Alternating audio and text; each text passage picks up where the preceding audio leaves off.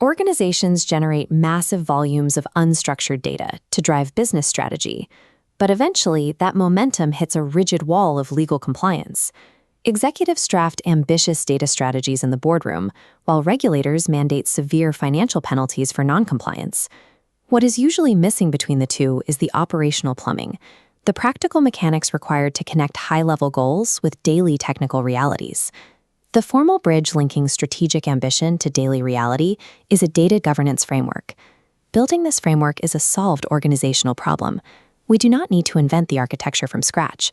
We simply need to assemble established components. Whether you examine the policies of a large academic institution like the University of Nevada, Las Vegas, or review the sprawling networks at UNSW Australia, successful governance programs rely on the exact same structural skeleton. We are going to map the 6 distinct steps required to construct a data governance framework from the ground up. Once built, we will test this generic blueprint against the demanding legal and operational reality of a national executive office. Robust data protection is an organizational engineering challenge. It requires establishing a clear architecture of human accountability long before any software is purchased. This flowchart outlines the 6 distinct stages of framework construction. Step 1 establishes the vision, mission, and principles. This defines the foundational why of the program, anchoring the premise that data must be treated as a strategic asset. Step 2 defines the scope and intended outcomes. A functional policy explicitly names the personnel, the specific systems, and the measurable targets the rules will cover. Step 3 is the load-bearing heart of the entire framework: structure and roles. To distribute accountability, nearly all mature organizations utilize a universal 3-tier escalation model. At the top sits the strategic tier. Executive sponsors set the vision and secure resources, but they remain removed from daily data handling. In the middle is the tactical tier. These leaders hold ultimate authority over specific data domains and approve broad access policies for their departments. At the base lies the operational tier. This layer handles the technical environment and the daily execution of tasks by users. By locking roles into this rigid pyramid, organizations ensure that every data anomaly has a predefined, clean escalation path from the ground floor up to the executives. This tiered structure eliminates the most common point of governance failure: the dangerous assumption that someone else is responsible for the data. The most intense friction point in this hierarchy occurs right at the boundary between the tactical decision-makers and the operational frontline. The data owner operates in the tactical tier. They are senior officials with ultimate authority over a domain, but they are too busy with departmental strategy to manage data quality on a daily basis. To bridge this gap, the owner appoints a data steward. The steward is a subject matter expert and the essential linchpin of the framework, translating tactical policy into operational reality. Stewards manage the data day to day. They enforce business rules, monitor quality metrics, and field access inquiries on the ground. It is vital to separate the steward from the data custodian. Custodians, usually the IT department, run the servers and infrastructure. They secure the environment, but they do not manage the meaning or the quality of the information itself. The steward is also distinct from a standard data user who merely consumes the information and is bound to follow the rules the steward enforces.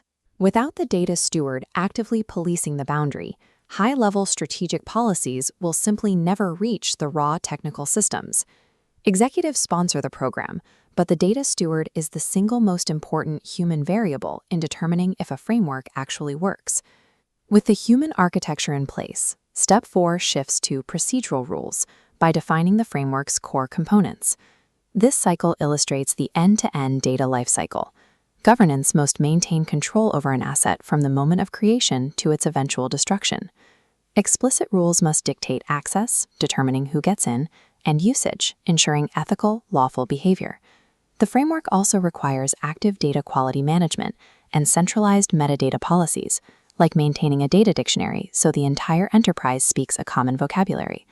Step 5 moves from rules to tools, selecting enabling technology.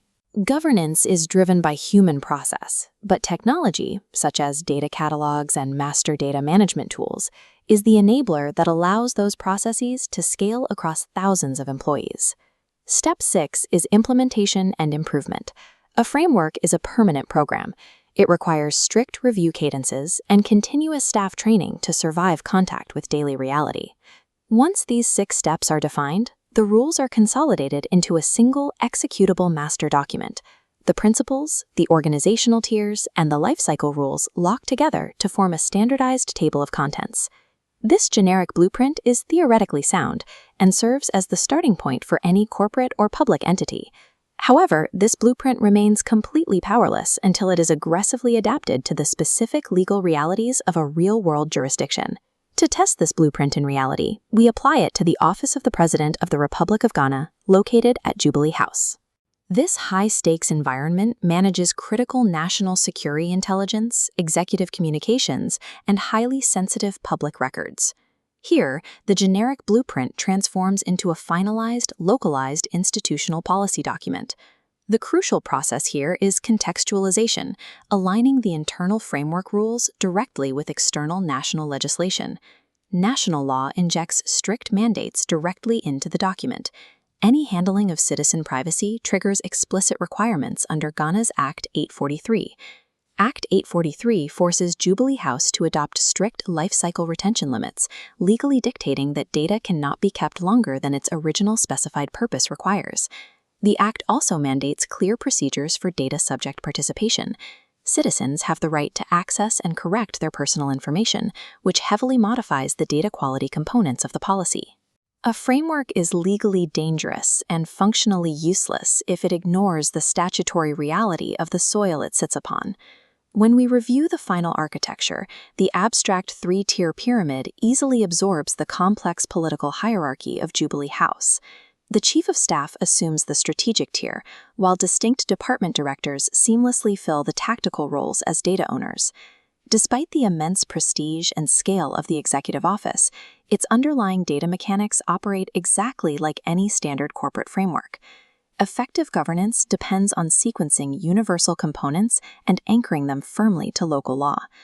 The framework only takes hold when leadership vigorously champions these rules through every layer of the organization.